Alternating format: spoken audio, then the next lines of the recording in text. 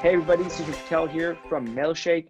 Today I'm excited to talk to Liston from Serve Don't Sell. Really pumped to talk to you about qualifying prospects. Liston, thank you for joining. Thanks for having me. It's my pleasure. Awesome. So what is Serve Don't Sell? Tell me about that before we jump in. So Serve Don't Sell is, I'd say, first and foremost, a mindset about how to approach sales. It also happens to be the name of my company. But what I coach all of my clients and anybody who pays attention to anything I say, what I tell them is, if we can help someone, let's focus on doing that.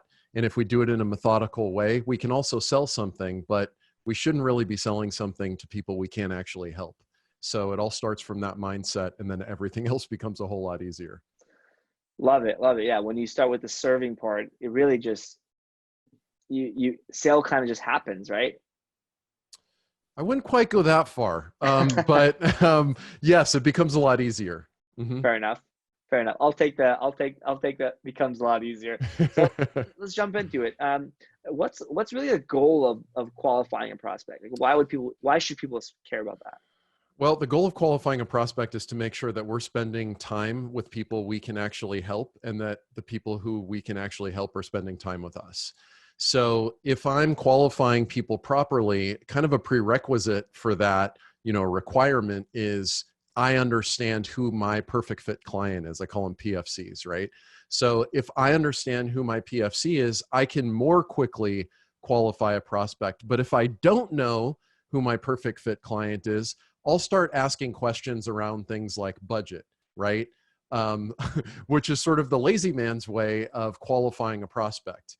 Now, if I understand who my ideal prospect is, my perfect fit client, and I can match the person I'm talking to that person, I know more than likely they're going to have the budget anyway, so I don't necessarily need to cover that. I'll give you an example. If my perfect fit client is a $10 million company, right? Then I don't have to ask them if they can afford a $5,000 or a $10,000 a month budget. I know that they can. Whether or not it's something they want to do right now or later, that's kind of a different thing. But first and foremost, what I want to do is make sure that I'm talking to a perfect fit client so that I can be clear about what their problems are likely to be and how I can help them. Fair enough. And like, what part of the sales cycle does that take place? Does qualifying take place? Very first thing. So, depending on if you're an inbound or an outbound kind of organization, I do most everything I do is inbound sales. So I do a lot of content like this. Thanks for having me. And then people will come to me and want to talk to me for various reasons. I'll vet, what do they want to talk about? And also, who is this person? What is their company about? And I can make some decisions before I even talk to them. Once I get on the phone, I want to make even more decisions, particularly around things like mindset, or what are some of the beliefs that a really good client has. And that's something that I want to figure out in the process. So, if for you at Mailshake, ultimately people would need to believe that outbound sales can work for their organization. Because if they don't believe that, you're going to have a hell of a time in the sale, and you're going to have to spend a bunch of time on education, and you have content that can do that for you, right? So those are some of the things that I would want to figure out initially. So it happens very first. My Serve Don't Sell method has 5 stages. The very first one is called fit. So I want to figure out, is this person a fit or not? If they are, I will tell them. I will tell them why we should keep talking. If they're not, I will invite them to take some other path. Maybe it's sign up for this email course. Maybe it's go talk to someone else who's better equipped to help you. Whatever it is, I'll give them an alternative, but I'm not going to continue in the sales process with them. Love it. And so kind of the next question is on, like, before you jump on a call with somebody, like, what information do you want to have? I mean, you mentioned like some of it is kind of just is happens while you talk to them. Like, what's like the relevant information you really need before you jump on the horn with somebody? Well, like I said, the first thing we need to know is what is our perfect fit client and how closely does this person match? So usually we'll use a combination of demographic and psychographic factors, right? So by that, I mean, what's their company size? What is their title? If you're in the HR space, are they hiring a lot? Are they firing a lot? We'd probably look at that. Do they have job postings available? There's all kinds of things we can figure out ahead of time. I Hmm. think at a minimum, in today's day and age, and it's just for reference, April 23rd, 2020, when we're recording this, if you don't go to their LinkedIn page and you don't go to their website and you don't do a branded search for news on that company, you're just being kind of lazy. You should be able to do all that stuff in 5 minutes. You should also know what you're looking for, right? So this is, again, back to square one, why it's so important to understand who my perfect fit client is. But if I understand that, I can target my research and I can do it much faster. So that's the kind of stuff I would want to know before I talk to them.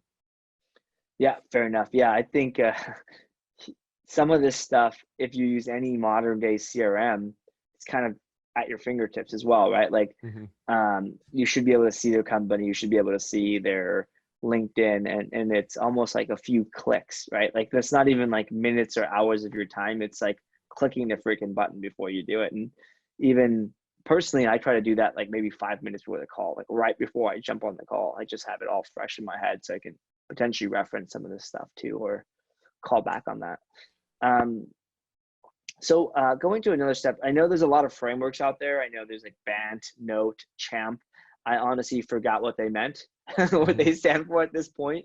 There's Yeah. just too many for me to kind of for me to think about. But do you is there a framework you recommend, or do you have one that maybe people could follow?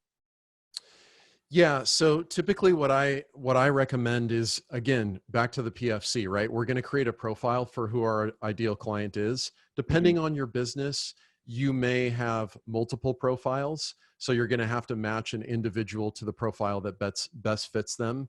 And then all we're going to ask in this qualification call are questions that will tell us something that we couldn't learn on our own, right? So I don't ever want anybody watching this to show up and ask how many employees a company has or how much revenue they have. You should be able to figure out that sort of back of the napkin, at least using LinkedIn, using their website, using other ways. There's lots of ways you can find that out without having to waste time on the call. But there are things that you can figure out by asking people, and that's what I want you to focus on, all the stuff that you couldn't figure out without them. So I'll give you an example.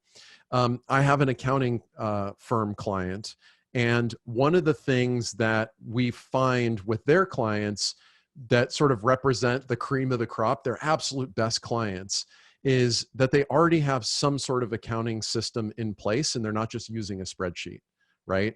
So we ask that. That becomes a very critical qualification question, is what are you doing right now to track your accounting? Easy, right? Another question that I like to ask, because it gives me an indication of how long this process is going to take, is how did you find me? How did you come to me? So in professional services, a lot of people get referrals. We would want to know how that referral came. Like that would tell us something about the quality of this particular lead. Uh, I don't think I think frameworks are useful as a way to think about what's possible to ask.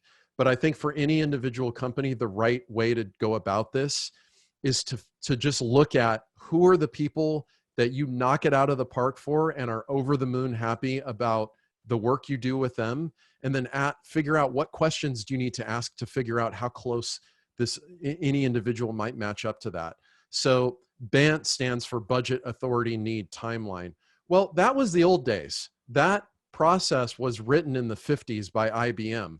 We no longer really need to ask someone's authority to make a decision. We have a pretty good idea, right? There are going to be politics and power versus authority and all these other questions, but we have a pretty good idea going in. We also have a pretty good idea about budget, as I said, right? Does this company look like all the other companies who've spent money on us? I do think that need part is really, really critical. And I don't like asking about need. I much prefer to ask in qualification about pain. Why are we on the phone today? Like, why are you looking for help with X? Like, what drove you to this point? If pain doesn't exist, change becomes nearly impossible. So one of the ways I think about a sale is essentially like change management, right? Hmm. So essentially someone's doing something now, they've been doing it for a while, And we're asking them to go away from that and do something new, and including pay me some money, right? It's really painful to change. And Sujin, I've been seeing your posts on Facebook over the years about, your diet and exercise program. Well, so many people fail at that. Why? Because you have to change. You have to take on new habits. You have to basically reorient your lifestyle. When we're selling things, we're essentially asking people to do that, maybe in smaller ways than losing 20 pounds or whatever your personal goal is, but we are asking them to change. And so I believe establishing the pain up front and then diving deeper on it on the second call is something you should do in qualification. Love it. Love it. That is so critical. I think like the pain versus need. And I kind of feel these frameworks are anytime not always 100% relevant. And I find like when something's not 100% relevant to you, you're trying to figure out how to interpret that, not how to best leverage it, right? Maybe we should use the M in champ, right? But I love it. It's completely. I thought you were going to go into like, here's the serve, don't sell model. S stands for blah, and no, I'm just kidding. Well, you actually answered. Yeah, go ahead. Well, I mean, I do have a whole process, and like anybody watching this can go to my website and look at it, but it's more for the entire sale and how to progress people through the different stages of how they think about buying. I'm much more concerned with that than saying, go ask these specific questions. Now, if you want that, I could tell you that too, but I think for anybody watching this, the key thing is really to match up what is a perfect fit client for you, and then what questions can we learn the answers to in 5 or 10 minutes to make a quick decision about whether they can move forward. Yep. Yeah, love it. I think that will get to the point much faster and give you the information. I think people use that like, is there a need as a crutch, either to make an excuse of why they couldn't close that customer, why are their close rates actually struggling, or like they're just, again, being quote unquote lazy of like not doing the research. Like, does this company look like the other ones you're closing, your happy customers? So I guess like kind of jumping forward, and this is really my last question, is on like based off people like answers you get on your qualifying questions, how do you determine what qualification looks like if someone is qualified or not, right? So like high pain, but they don't match the other criteria of your other happy clients. Like how would you take they don't have an accounting system in the consideration? Like what do you do with that? So it's a little bit of a gray area, which is, I think, kind of where you're going with this is, so first of all, in order to determine if they're qualified or not, we need to know what the definition of qualified is. And then the question is, how far away are they from that definition? So, if we say they should be using an accounting system or be on QuickBooks or Xero or whatever, and then we'll consider working with them. I think the time to make the decision whether they're qualified or not is not on the phone call. It's prior to that, right? So I'm a big fan of saying like, let's put some brain power and some energy and effort into figuring out what are deal breaker qualification steps and what are, sort of nice to haves or preferences. So we could say ahead of time, if they have an accounting system, we prefer to work with someone like that, but it's not a deal breaker. Whereas for me, one thing that is a deal breaker, for instance, is if they have a very negative view of selling, I'm just not going to work with them, right? Because my goal is not to be their therapist and sit there and give them couch time. So in my business, that's one of the things that would be a deal breaker for me. Another thing that for me, if I asked, what are you doing for lead gen or marketing right now? And they say, oh, we don't have any leads. I would say, well, I have, courses and products you can buy for that, but that's not my coaching services. I can't help you with that problem. You don't have the right problem for me. So I think being clear about the problems that you can solve is probably the easiest way to do this. And that will obviously be baked right into your perfect fit client profile. Love it. Yeah, that's so smart. I think that getting that information, again, not being lazy, you automatically don't have to respond. Yeah. While you're on the call, take the call, get all that not necessarily wasted time. It's just like the wrong avenue, and direct them to the right place from the get-go. So there you have it. I think that's not just a time saver, a better output for the end prospect in the first place. So listen, thank you so much for joining. Where can people go to learn more, follow along, and whatnot?